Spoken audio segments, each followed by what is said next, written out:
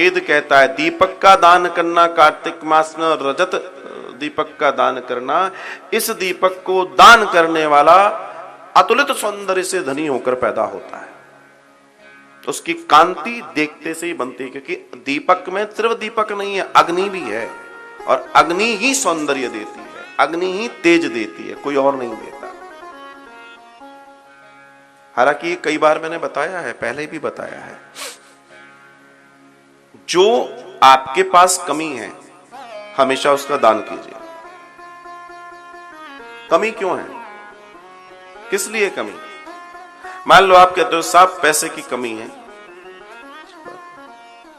तो फिर मुझसे पूछोगे तो महाराज पैसे की कमी है, मैं कहूंगा दान करो, तुम कहोगे लो।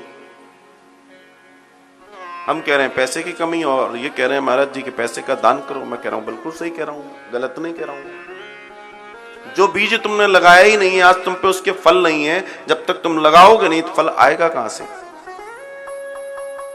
धन की कमी क्यों है? इसलिए तुमने दान धर्म भंडारे आदि इत्यादि जीवन में नहीं किए। अब कोई कहे साहब मेरी पढ़ाई कम हुई है, मैं पढ़ नहीं पाया। मिलेंगे ऐसे कई सारे लोग। क्यों नहीं पढ़ पाए? क्योंकि उनने अपने अध्यापकों का अपमान किया होगा, गुरुकुल या विद्यालयों में उन्होंने उद्दंडता की होगी, उन्होंने फीस जमा नहीं की होगी, या कुछ कुछ इस टाइप के कार्य किए होंगे। उस व्यक्ति के जीवन में विद्या नहीं रह सकती, वो विद्या से कमजोर रहेगा। ध्यान रखना, ये बहुत छोटी छोटी बातें हैं। कई लोग मुझसे पूछते हैं, हम बहुत बीमार रहते हैं, हम उनसे कहते हैं दवाइयों का दान करो, और लोगों को फायदा हो गया। तो लोग कहते हैं ये क्या है भैया, सीधी सीधी सी बात है, तुम बीमार हो इसका मतलब कुछ गड़बड़ करी थी।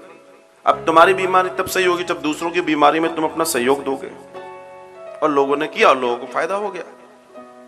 तात्पर्य कहने का यह है कि आपके पास जिस चीज की कमी है उसका बीज बो। जिस भी चीज की आपके पास जीवन में कमी है, अगर आप उसका बीज बोएंगे तो कोई दूसरा दर्शन ही नहीं है कि आपके जीवन में बाहर ना आ जाए। और यही वो कारण है जिसकी वजह से हम कहीं ना कहीं समस्याओं और दुखों से घिरे रहते हैं। यही वो कारण है।